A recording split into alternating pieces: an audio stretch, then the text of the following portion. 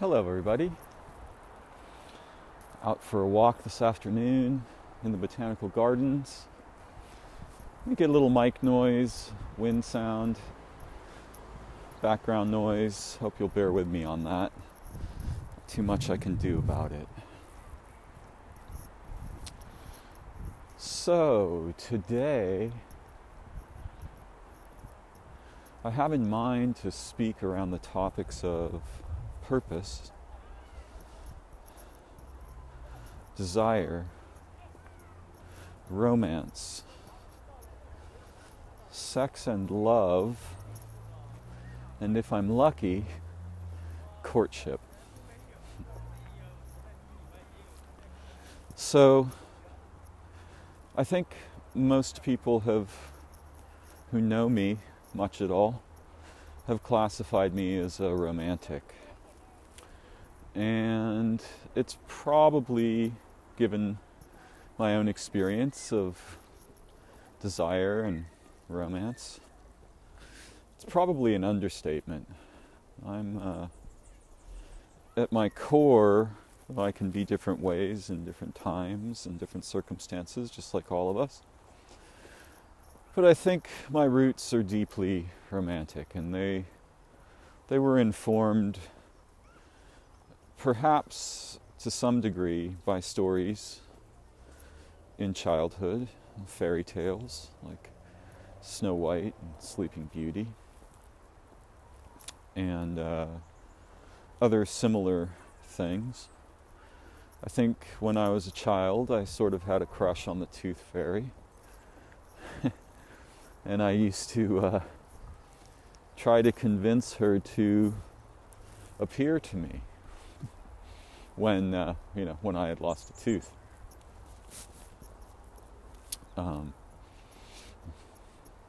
It's funny remembering something like that. Changed me in the moment, right? Just having these memories changed my thought form, the form of my thinking.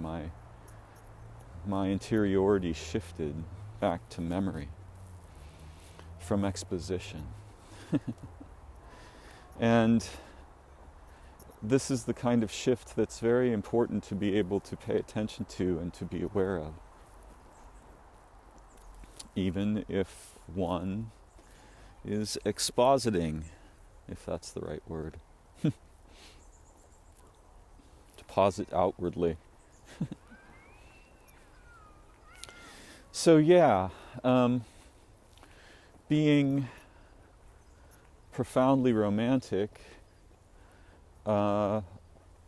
placed me in a different category from most of my peers and other children in my youth, so that it led to a variety of tragedies for me. That wasn't the only thing it led to. I was very romantic quite young, so I could develop wild enchantments with the girls that I liked best in my school. And that was okay mostly, though. It got dangerous as we got a little older.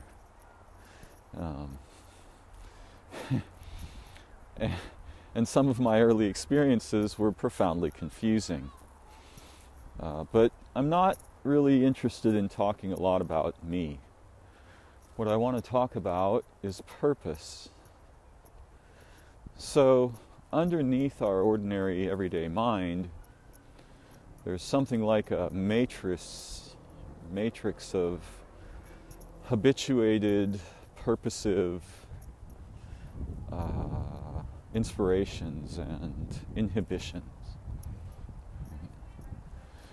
And before we do anything at all, but particularly before we think, analyze, evaluate, compare,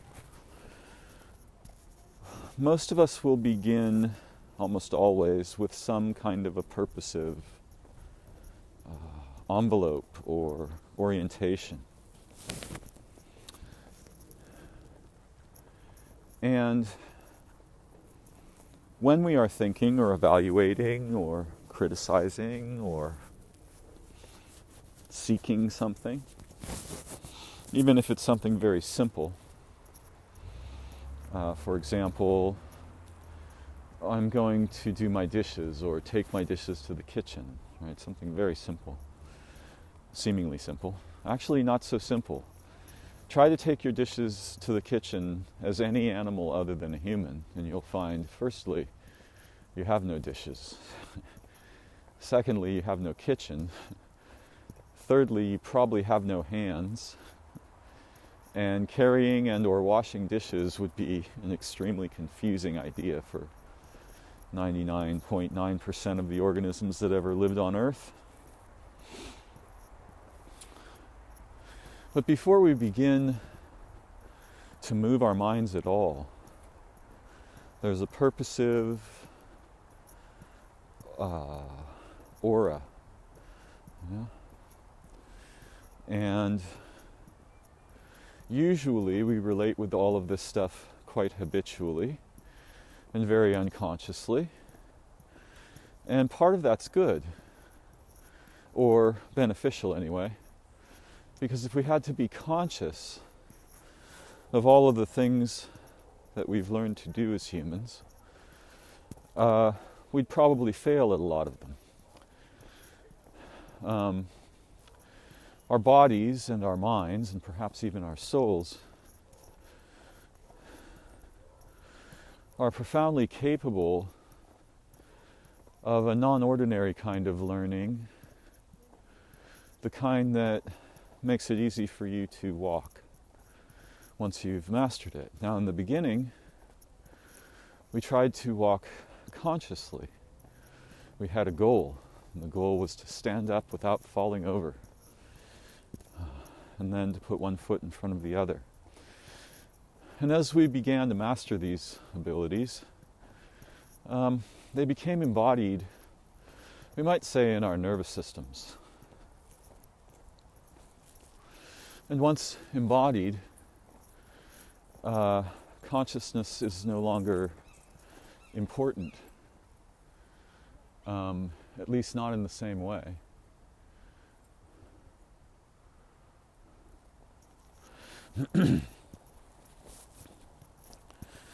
Though we may be conscious of walking, we're not conscious of the probably nearly infinite number of moment-to-moment adjustments, rebalancings, energy exchanges among muscle systems, all kinds of stuff that's going on.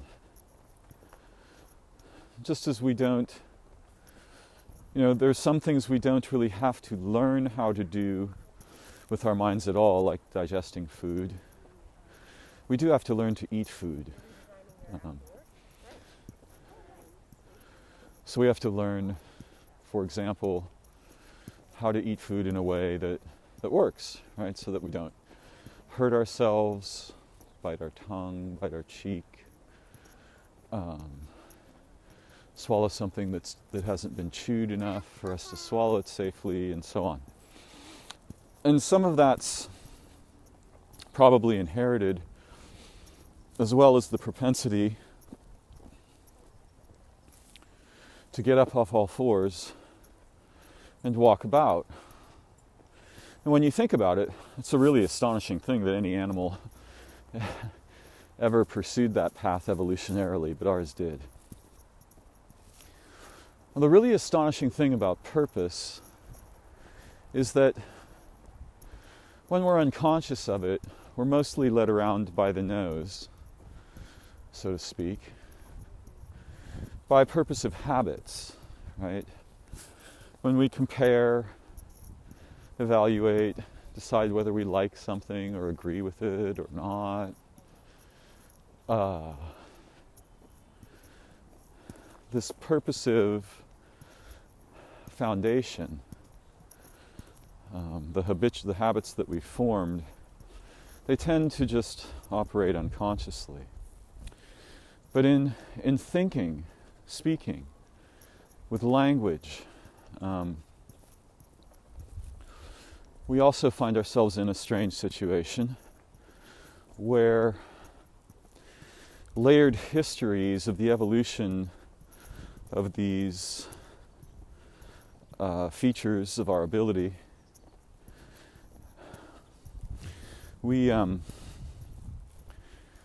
our volition tends to largely disappear, though there's traces of it there, and we rely primarily then on habits. So if somebody makes an argument, for example, the argument that COVID doesn't exist, it's just an idea that people are circulating to gain power and profit. My habits of evaluation, thought, awareness of language, and awareness of purpose come into play.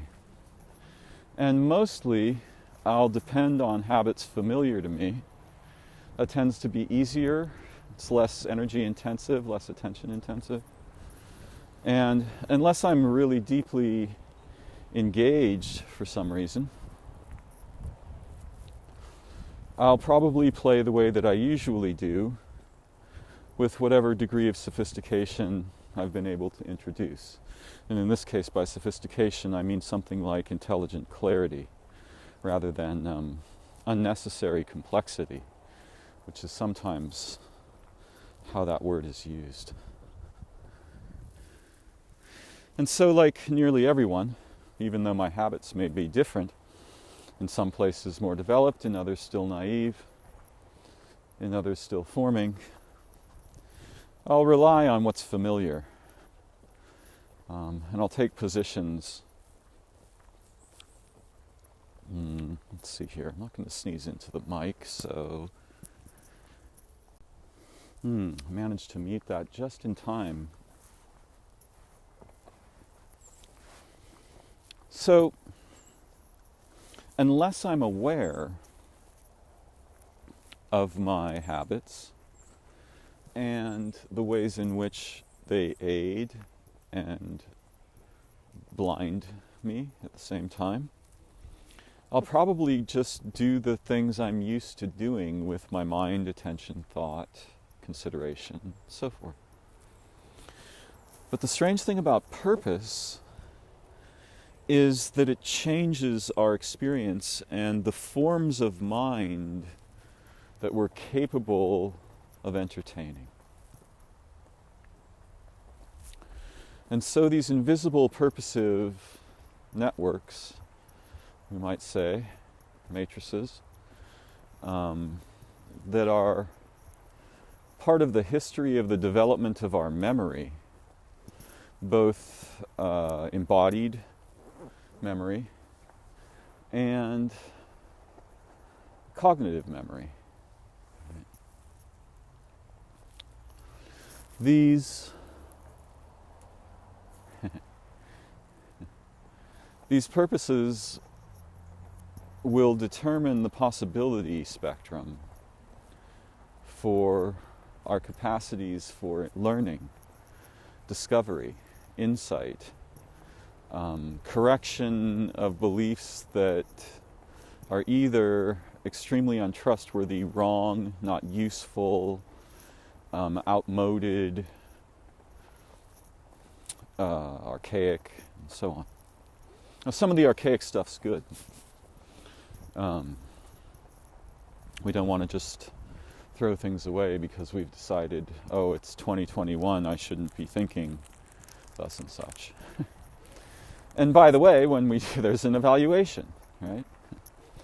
So you can see how the purpose in that evaluation is something like, oh, get with modernity, why don't you? And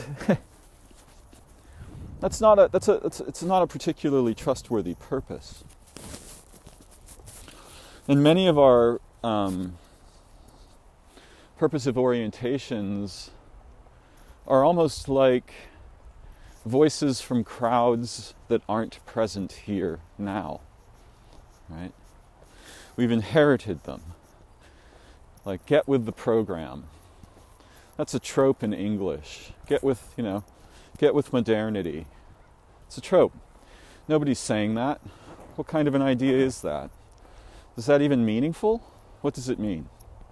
And of course, we may mean something by it if we use this trope, but someone else hearing it may take something completely different from what we've said, especially if there isn't much shared context or if the context has been compromised.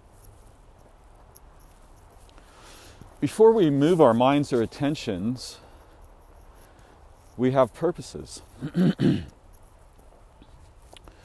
And even in the moment-to-moment flow of thoughts, feelings, emotions, desires, likes and dislikes,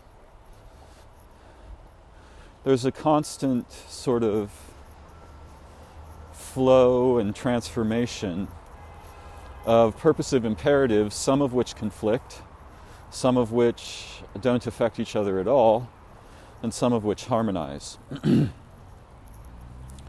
And the voices or possible judgments or evaluations of near and distant others are a primary consideration for an animal as social as we are. And when I say we're social, I mean fundamentally. We're missing out on probably 90% of what we can be as humans because our social aspect has been captured and compromised and rebranded and sold back to us in counterfeits and so on. Doesn't mean we have to continue playing that game, but in the contexts that we find ourselves, we will be surrounded by games like this most of the time, unless we're very lucky, or unless we intentionally produce a context in which this is not the case, right? Where we can authentically explore what it means to be human and have minds and be able to use language and have hands and so on. And when we don't do that together, or if something intrudes and overwhelms our experience and memory of doing that together, we become disoriented, and then, of course, our purposive interior and our motivations and orientations can be captured for the sake of commerce or mediating in some way, usually very poorly, the pain of isolation that we're likely to feel in situations like that.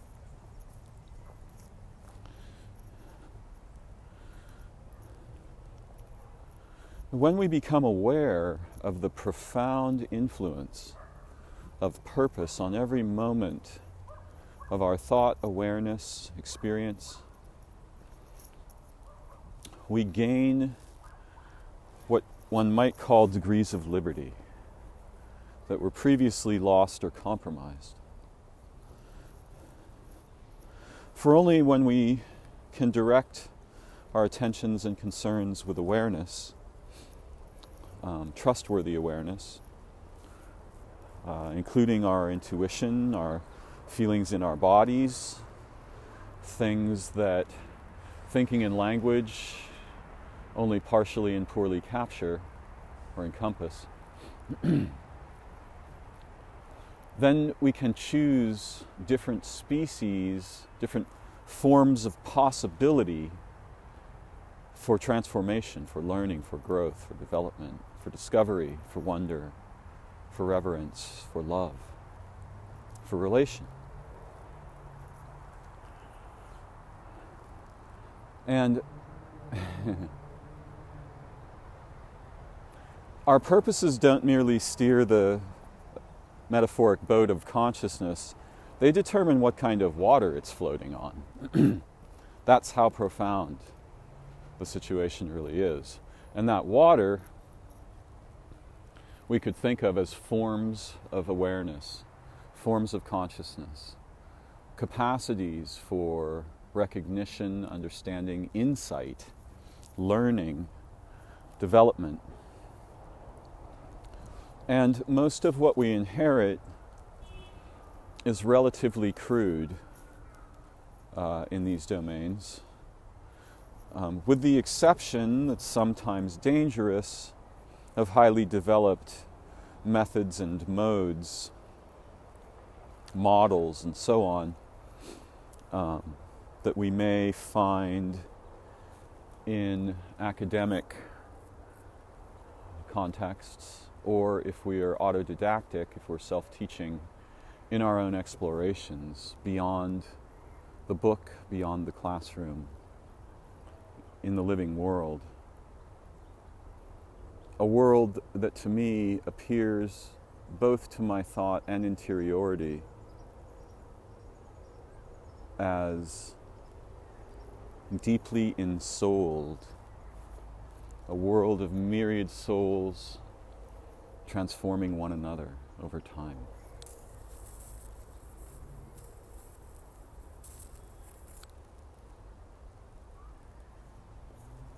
Now, I don't have to know precisely what I mean by soul to say such a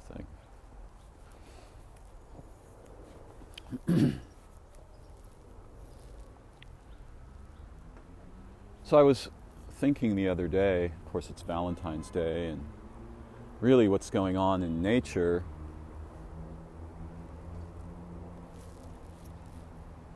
though every form of creature in every different place has its own kind of internal calendar, if you will, the sense of when it is the appropriate time to pursue some goal or activity, behavior, including reproduction. Many of the creatures in nature where I live now are preparing to reproduce.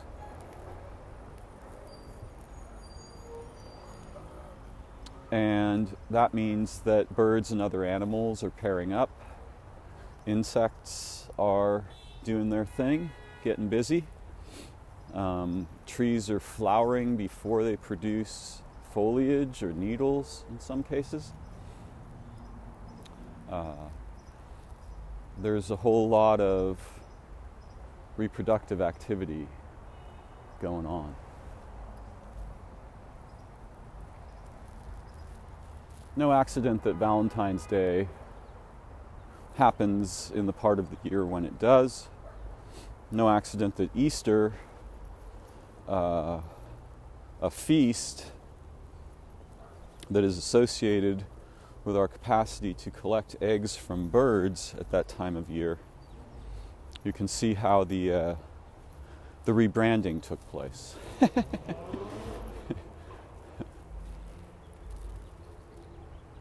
But the other night I was thinking about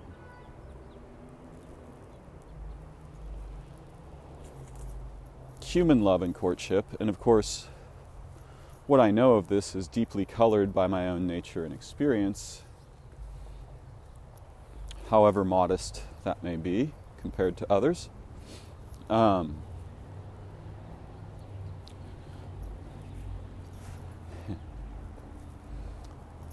In our age of convenience, we've lost access to forms of knowing, behavior, relational development, and insight that are fundamental to our nature as human beings.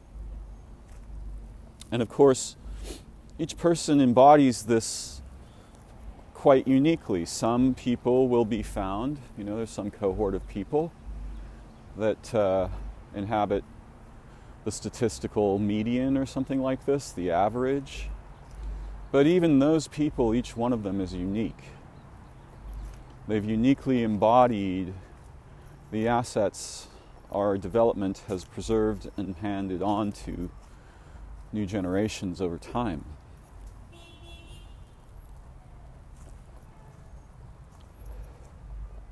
And I'm reminded that there are some humans that desire eternal life. I guess they think what they want is for their body and ego to survive forever. That would suck a lot in lots of ways. But the thing they're overlooking is, if you had a choice, what you'd want is a body that was prepared for the world now. Because the world now is not anything like the world of merely 200 years ago, when there were no cars, no computers. Well, let's see, 1820, yeah. No telephones, no radios, no light bulbs, no electricity, right? So just a couple of hundred years ago, this was a different planet, staggeringly different planet. And the organisms were still thriving ecstatically, the ecologies, the forests, the oceans, because we had not yet developed machines with which to process them into profit and commodity.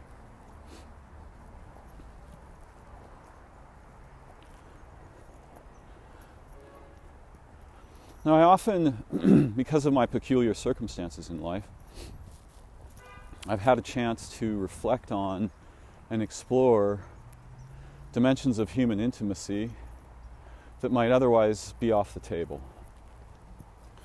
And the reason that they're scarce is complex. The reasons are complex.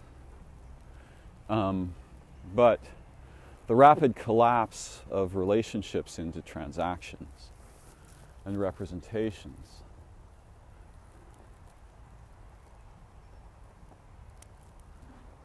is a primary factor in what most of us will experience, again, uniquely according to context, place, who we're with, what's going on, what are we chasing. And you can see the purposive underpinnings there, right? What's going on? Well, that's a lot of purpose getting enacted, right? Contexts and relationships, similar. But unfortunately, we find ourselves in streams, rivers, gushers of purposive imperatives that we did not really agree to or understand prior to being subjected to them or to being subscribing to them, either half intentionally or somewhat resistantly.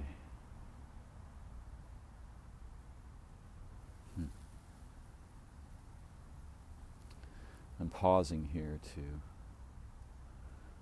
say hello to someone I love. And even though this someone is a plant, and probably doesn't understand my language, I think I can speak with it and be heard with it and hear with my heart instead, with my spirit, my essence.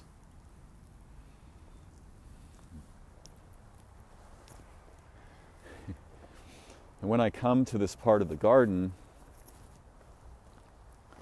I have little adventures, even while I'm making videos, talking and learning. So here for the moment I have a couple of companions, some corvids.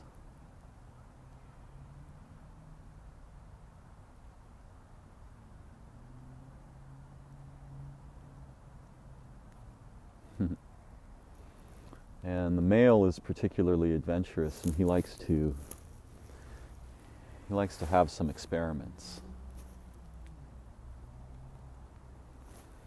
And the female, for her part, is much more cautious and hitchhikes on the male's intrepid, adventurous nature. And that works out well for both of them because he hitchhikes on her reservations. So together, you can see they might somewhat resemble some of the differences between our cerebral hemispheres. The male being much more like our right hemisphere, and the female perhaps more like I got that wrong. The male much more like our left hemisphere. I often confuse these things. And the female perhaps much more like, in her behavior, the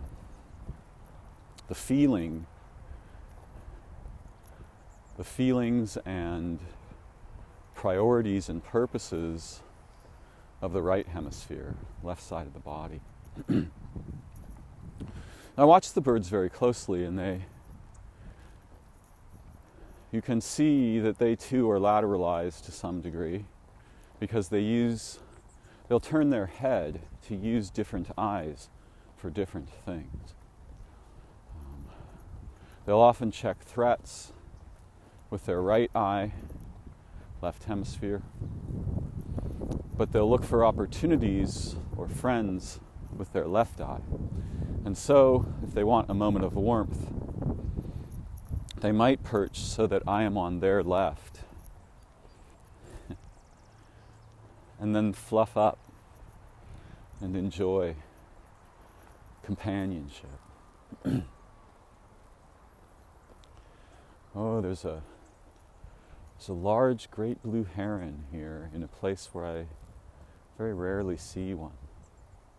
It's standing right in the middle of the path, and it's probably at least 3.5 feet tall. And I'm curious about what it's doing in the middle of the path, for I've never seen a heron just standing there like that. So tall. It's an astonishing being. So much we can learn from the animals, who are indeed vastly older than our species.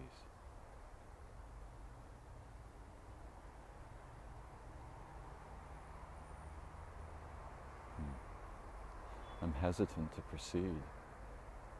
Perhaps I'll pause for a moment and return.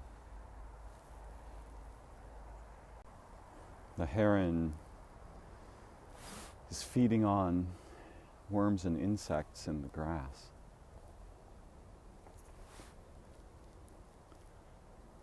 Such an incredible creature.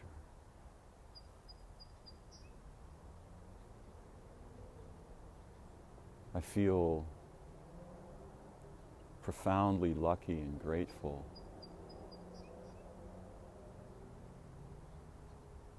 to see it.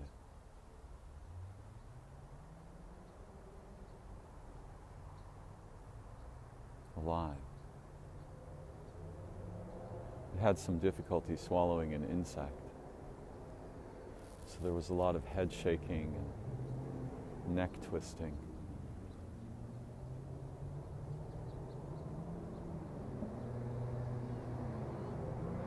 I think the fish are much slipperier, and they don't have legs.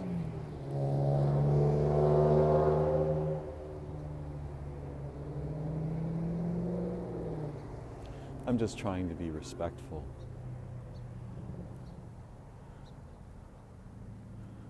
Because the bird is hunting.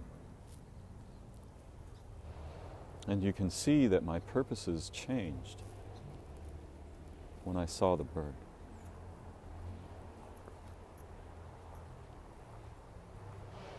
Now, I've been thinking a lot about romance and to some degree about sexuality. And I want to make a clear distinction before I begin. Some of what I may have to say could sound familiar because there are branches of human endeavor that focus on human sexuality and the energetic nature, well, not merely on human sexuality, but on the energetic nature of sex and reproduction. And there are what we usually think of as spiritual traditions, like Tantra. Sorry about the noise.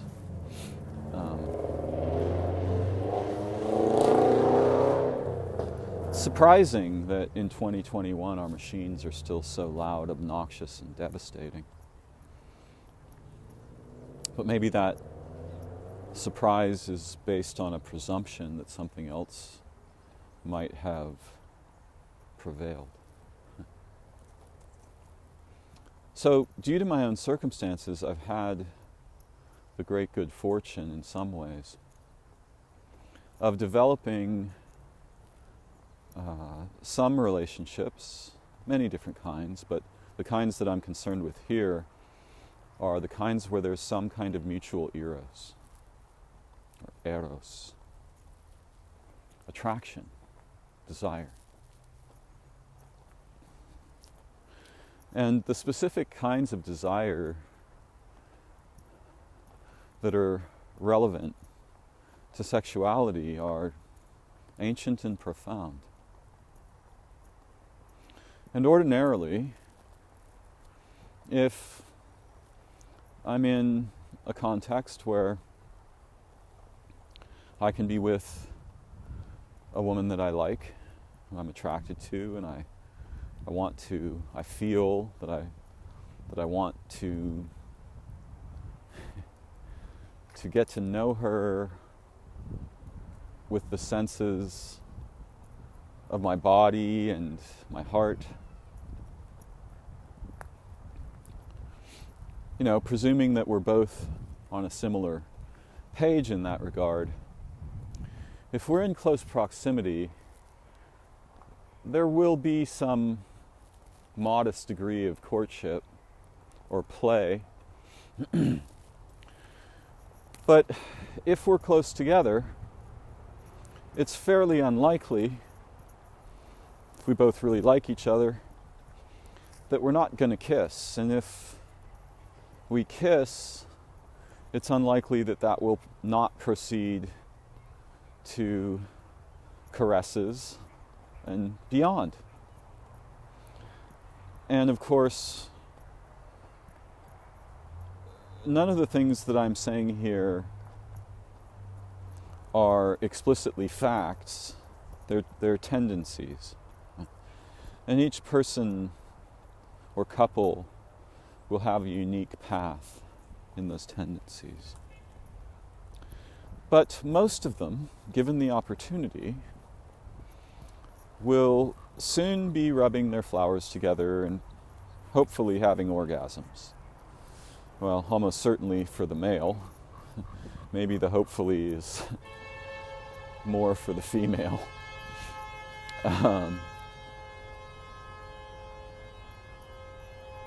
One moment. Someone decided to fall asleep on their horn. It's very surprising the amount of noise here today. It's very hard on the animals and birds and insects, for all of them are extremely sensitive. Think of bats with their sensitive hearing, or dogs with their sensitive hearing and smell. Compared to their senses, we are blind. Dogs don't merely smell what's there, they smell what's been there and when it was there.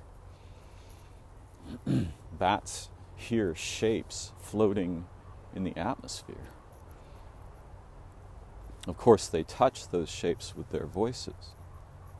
A very intimate thing, our voices. So my point is that given the opportunity, and the fact that I'm an adult and relatively available to becoming enchanted with a woman, most likely what will happen if we're together is we'll do the beast with two backs thing.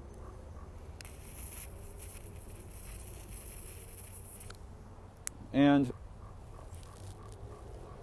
courtship doesn't necessarily end there, but the field of play transforms dramatically once actual sex is taking place.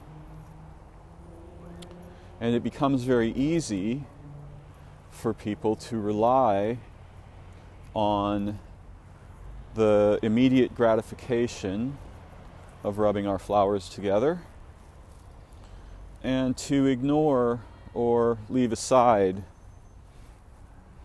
a lot of the other opportunities.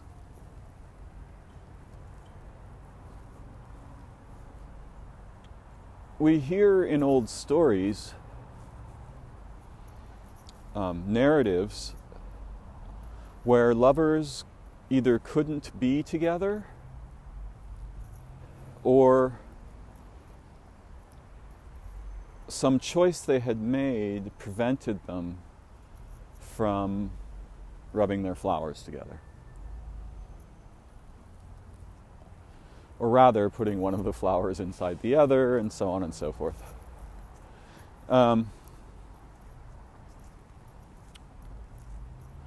And these old stories may seem strange to many of us, but the reason these stories exist has to do with something very few of us would probably have much experience of.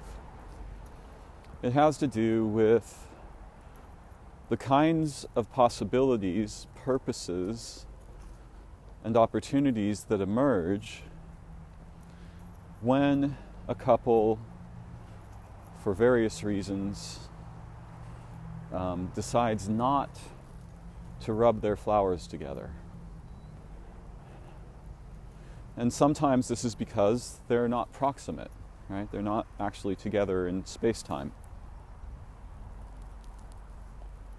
But that's not the only reason. And this might be a little bit of why sexuality acquired in religious contexts very peculiar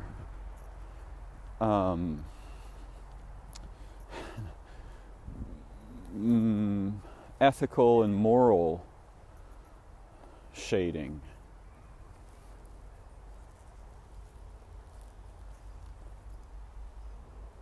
Now that's a much more complex topic, and I won't be able to encompass that one. But what I want to talk about is what happens if, for one reason or another, two people are really enchanted with each other, but resist the immediate gratifications of sex and orgasm. And one of the things that happens is that courtship begins to become a very profound path with lots of unexpected pleasures, senses, insights, reverence, wonder, awe. And I don't want anyone to make the mistake of thinking that I have a moral argument here. Because as far as the morality of sex in general goes, it's really complicated. I don't have anything clear to say. We humans invest our attention and capacities in all kinds of different ways. Some of them are surely not good. They blind us or drag us to a lower tier of development and behavior and understanding. And some of those, when they become addictive, continually drag us like gravity back toward repeating behaviors that become less and less fulfilling, less and less nourishing, sometimes, often actually, overtly toxic as we proceed. And that's a real problem for just about everybody. Whether it's food, television, video games, drugs, isolation, sex, dominance, inhibition. Yes, we can become addicted to inhibition. So, what I'm really trying to do, my goal here anyway, is to shine a light in a direction we're unused to looking at, perhaps partly because of our modernity. And having had experience of relationships where sexuality was either, how shall I talk about this?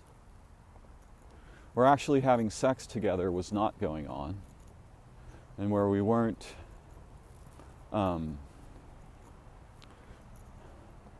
playing sexually with each other to produce orgasms. And certainly all of that's enjoyable. I mean, when it's enjoyable. I'm less prepared for this topic than I imagined. Nonetheless, I'm brave enough to proceed. What I discovered over time is that there are whole forests of faculties that come to life when we're loving someone deeply and we're not having sex. Our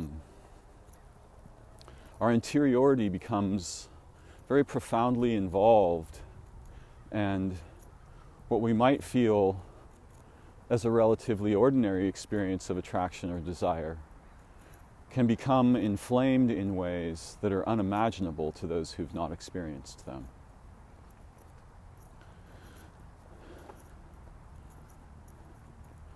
And so I'm a proponent of courtship, because even if I'm in some relationship that may become physically sexual, I find that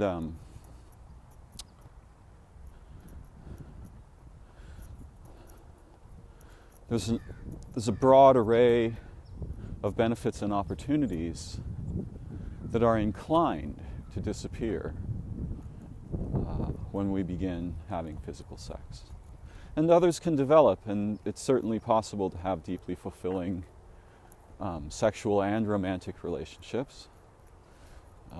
Again, I'm not attempting to cast judgment on that.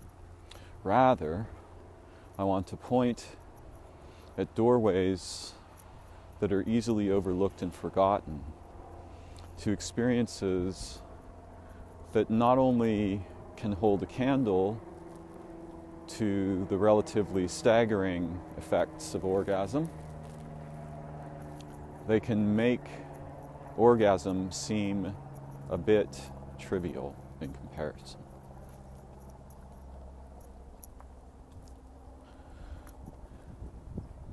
And of course, it's really quite simple to just go for the known stuff, right? Go for the stuff you know feels good, presuming that sex and orgasm are good feelings, and they're quite conflicted for most of us. Unfortunately, we've acquired layers and layers of bizarre sort of programming, malware, if you will, from our cultures that often deprive us of opportunities for growth, development, discovery, creativity, play, ecstasy. And what I wanted to say was that if we're really after ecstasy, we might want to take a long, slow look at what it's like to be in a relationship where both of the partners deeply physically desire each other, but resist having actual sex, and resist the urge to engage in the dance that results in orgasm.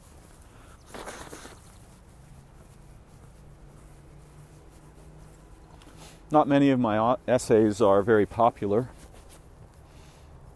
but there was a magical event some years ago where in the night I had reached out into the cognitium of living beings of Earth and asked for help.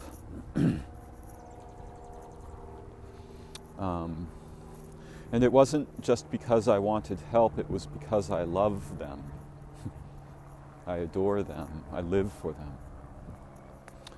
And the next morning, a local astrologer with a large following named Rob Bresney, who's a very fascinating individual, shared one of my essays on the profound opportunities that we've failed to explore in terms of intimacy.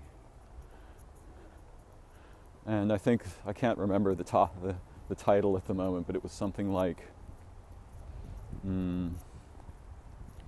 there's something far beyond orgasm. And over the next few days, that essay got 30,000 views. So somebody must have found the idea quite interesting. And I think it's because there's secret knowledge hidden in our bodies, hidden from our conscious awareness about these matters. Yeah. Our bodies know they have other potentials. And some of them, were we to find ourselves suddenly exposed to these without preparation, we would certainly be astonished to our core, but we would also find ourselves in a situation where it would be extremely difficult to think that there aren't such things as souls, whatever they may be, because our souls would transform in the ecstasy of adoring someone with whom we're not yet having sex. Now, I don't know what happened historically, and I'm sure just about everything happened historically. Not one or two things. But it does seem clear that there were people who were aware of these things. And so, rather than immediately moving towards sex and or marriage, they engaged in long, ecstatic courtships.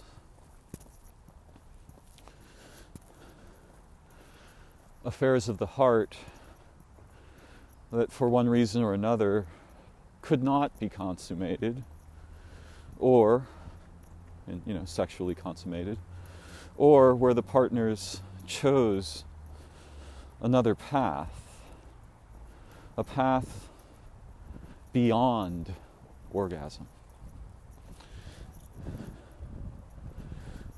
Now, all of this may sound highly theoretical or even academic if you've not experienced it. But I suspect that if you think back over situations in which you were madly enchanted with someone,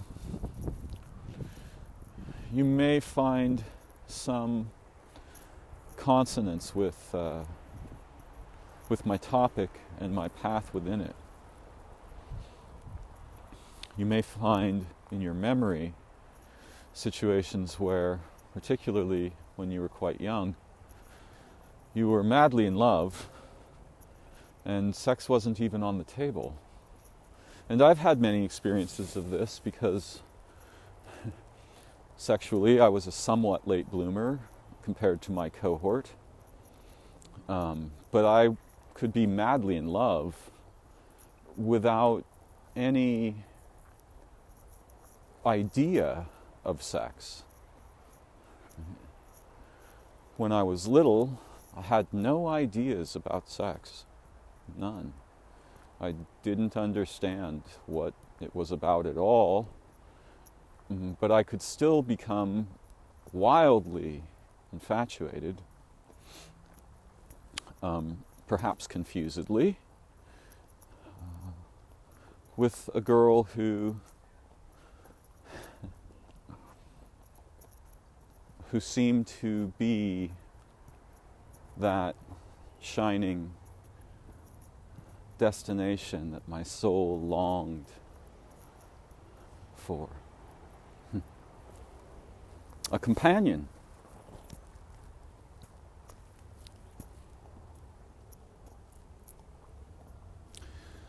So I think us moderns were really missing out on most of, well, we're missing out on most of our humanity because we're deeply social, and without contexts that invite us into the exploration and expression of these deep social inheritances that are natural to the animal we are, however uniquely they may be embodied in different people, we can't find ourselves. And the selves that we know as isolates are an entirely different kind of animal than the selves that we know in relation.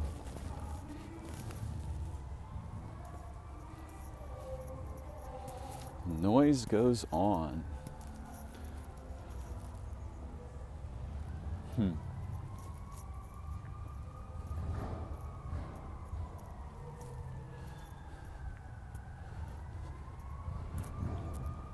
It's funny how the machines interrupt and desynchronize and toxically intrude on our interiorities and intimacies. So much more profound for the birds and animals who've long communicated in networks with voices in real time and now often cannot hear each other. If any creatures have suffered, well, all the creatures have suffered, but I'm particularly concerned about the cetaceans in the ocean, the dolphins and whales.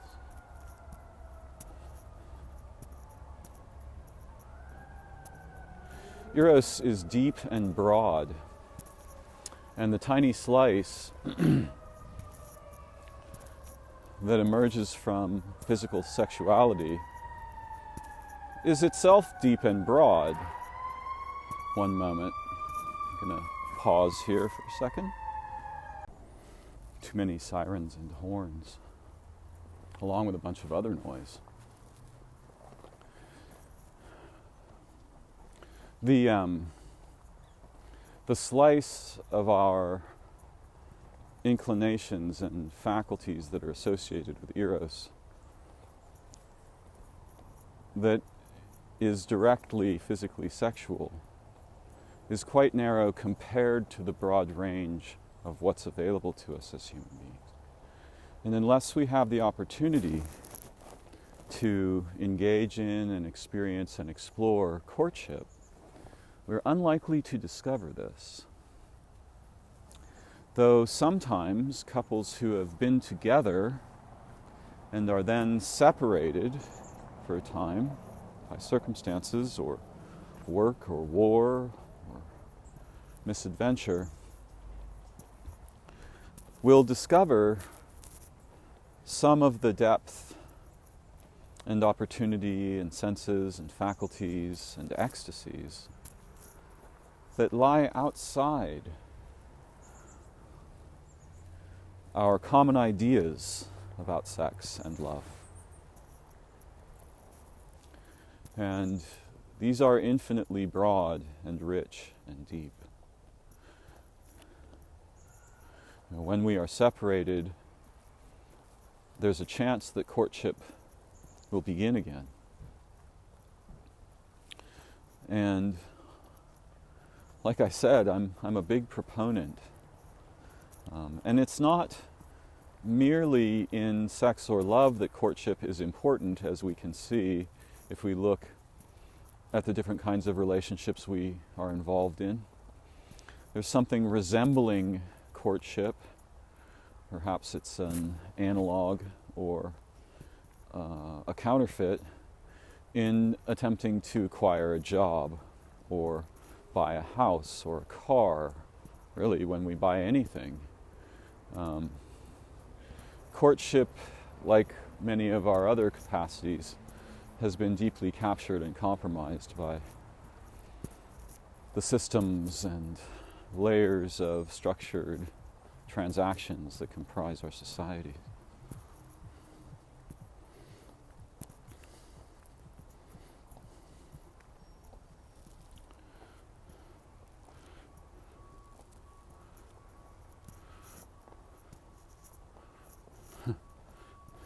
Some part of me was academically thinking, Darren, you're talking about the politics of ecstasy. Except, I'm not trying to talk about the politics of anything. I'm really trying to share a perspective that I find compelling and astonishing. I'll never forget some of the experiences that I've had almost accidentally with loving other people, and not just not just sexually, because I can deeply fall in love in a non-erotic way, and I speak just for myself here, with a man, or an elder, or a dog, or a bird, or a child, or a tree. And, I don't go around trying to have sex with everything that I love.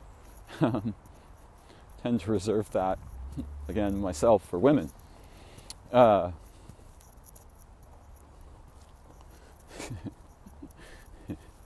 So there's eros, there's all different kinds of flavors of eros. And we feel eros differently with each person and even in each moment. But some of the experiences I've had staggered my imagination and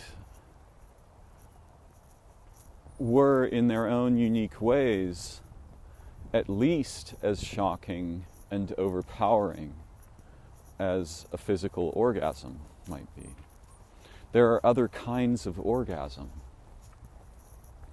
I remember seeing a video a long time ago, a meme-like video on the internet, where a woman and her boyfriend were riding a kind of a Ferris wheel that, for parts of the circle, the gravity disappears, and so they're in free fall. And the girl began having a series of orgasms, which isn't terribly surprising. It's like our pelvis and our lower abdomen, right, that feels that loss of gravity and is transformed by it. She started having really extreme orgasms, and I think I remember her saying something to him like, "Wow, I wish it could be like this when we were together." Like, that guy must have been destroyed. A Ferris wheel outperformed him. But there you can see that there's something going on that we're not aware of. She wasn't having orgasms because her vagina was being stimulated or penetrated.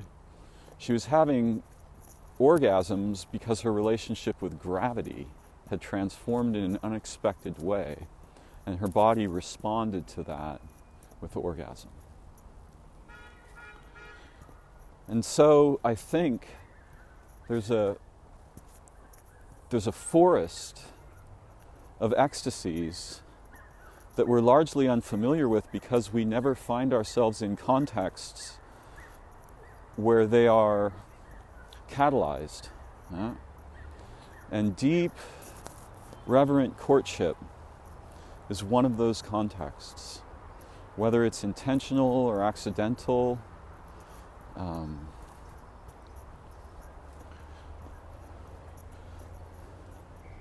There's a universe of unexplored ecstasies associated with our humanity and our bodies that, unless we're very lucky or very curious,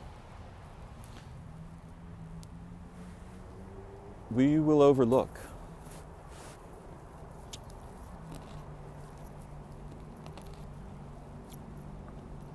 And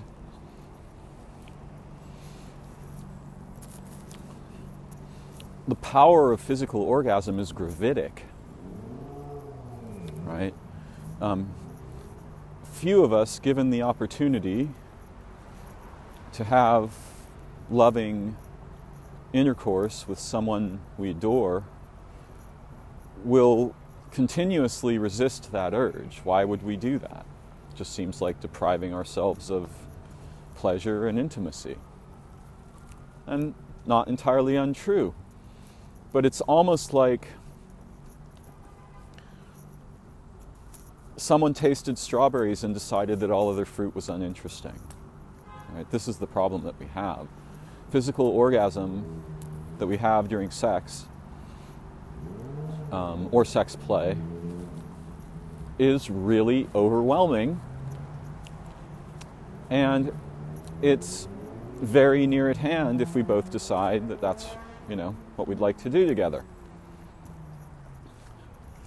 So it's a weird idea, but physical orgasm is really the low-hanging fruit of ecstasy. And as we become familiar with it, and women and men tend to be different in lots and lots of ways that I will not here catalog, but as we become familiar with it, men, I think, much more so than women, us poor guys, we're just not as diverse and complex as women. And again, I'm speaking in broad generalities, which there are endless exceptions to. But us men can become very single-minded about such matters, and most of us, with some exceptions, are unaware that there are other fruit.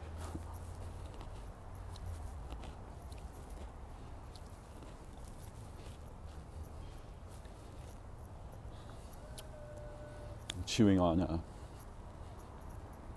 sour grass stem.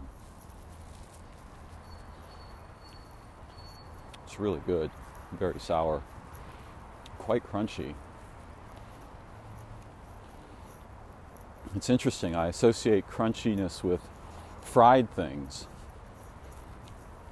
but this is a very crunchy living thing. And of course apples are crunchy and so on.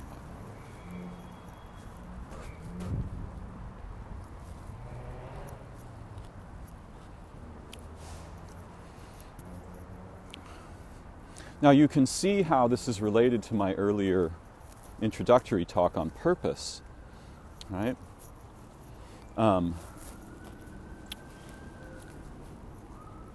Most of the women, many of the women that I speak with, which isn't a huge cohort, find it extremely troubling that they're viewed as sexual objects or sexual targets, or targets of the unwanted sexual attention of men in general. And that's another really deep and complex topic that I don't intend to encompass. Nonetheless, it's important to introduce it because there's a good reason for the embedded caution of females. Lots of good reasons. Or rather, evolutionary purposes, developmental purposes, emotional purposes.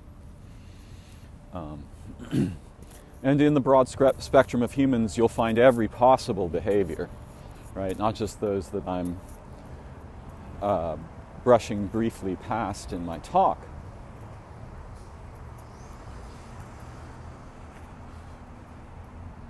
It's probably true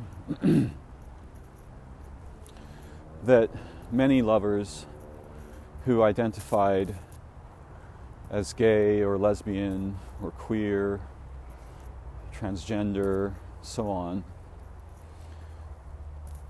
have had experiences of the other kinds of ecstasy, the other kinds of erotic ecstasies that I've been speaking towards.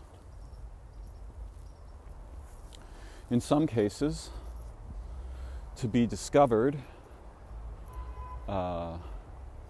as a man having sex with another man would get you killed or castrated or tortured or imprisoned.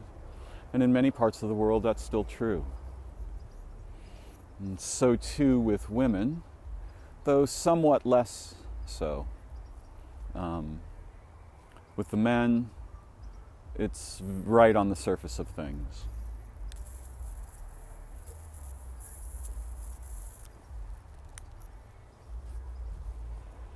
And some of these couples discovered glades in the forests of ecstasy that others who could more freely engage in physical love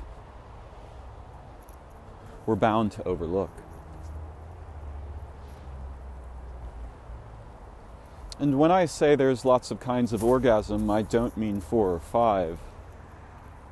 I mean hundreds. In a sense, to be embodied is fundamentally ecstatic. Children experience this all the time. A lot of that ecstasy gets inhibited, misdirected, redirected, captured, compromised, and so on as we get older, which is a tragedy I'd love to remedy. And actually, in general, humans suck at talking about sex. Again, there are exceptions. They also suck at thinking about sex because they have structured imperatives and frameworks that have been embedded in our consciousness that have nothing to do at all, really, with our sexuality, except that they inhibit it and redirect it. And that's a real tragedy.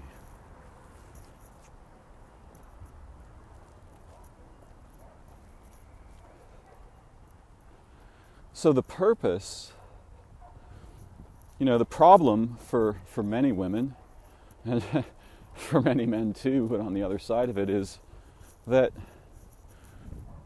the quote-unquote average guy isn't particularly deep, probably has a relatively narrow range of skills and thinking, feeling, and is very attracted to the possibility of physical sex. And this may have nothing to do with the goal of having a relationship. But for those of us who are relationally oriented, there's a wonderful universe of unexplored territory in the domain that I've somewhat clumsily referred to as courtship, by which I mean the playful mutual engagement in the ecstasies of adoration and discovery and love and mutual care and protection, healing and comfort. And if the strong gravity of physical sex overwhelms this, then most of us are evicted from that garden. Sometimes for life. So I wanted to take a moment and sing the praises of long courtships and even of something like sexual fasting, right? Where although we can have sex, we choose to engage in other ways so that that doesn't become the easily accessed replacement for deep, intimate awareness, adoration, love, wonder, discovery, invention, exploration. And if we have that as our purpose, we're going to be living in a very different world than we might otherwise be used to. And there are so many, there's a library of possibilities there, just waiting for those attentive and curious and passionate enough to explore them together. I guess before I go, I want to sing the praises of one other feature of Eros, which is just relational Eros. I can be madly in love with someone who, relationally, or I don't think of them as a sexual partner, but I think of them as a companion in the way that I did when I was a child before I had any understanding of sexuality at all. And it's so profound to have a companion like this. The intimacies we have known are radically different from those with whom I've pursued, physical relationship. Though many of those were also beautiful.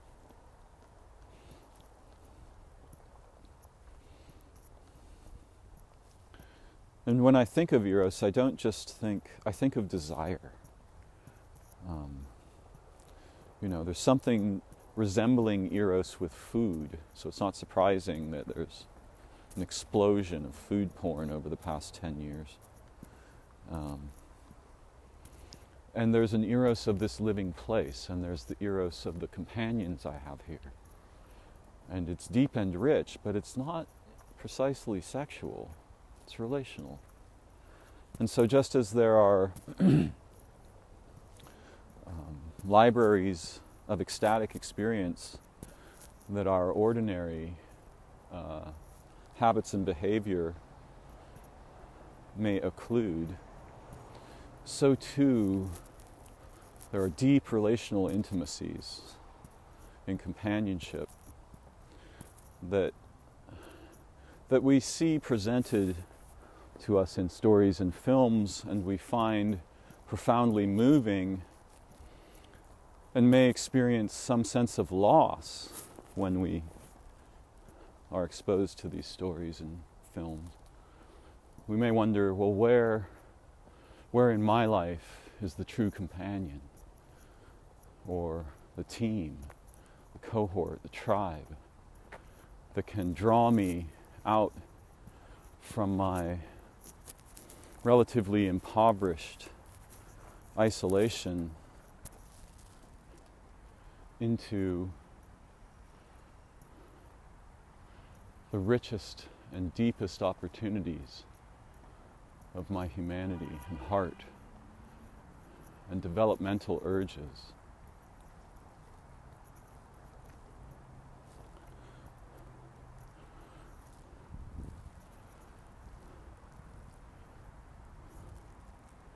I hear a woodpecker, and I'm pretty sure that it's making a mating call in the way it's tapping on the wood. Thank you for joining me.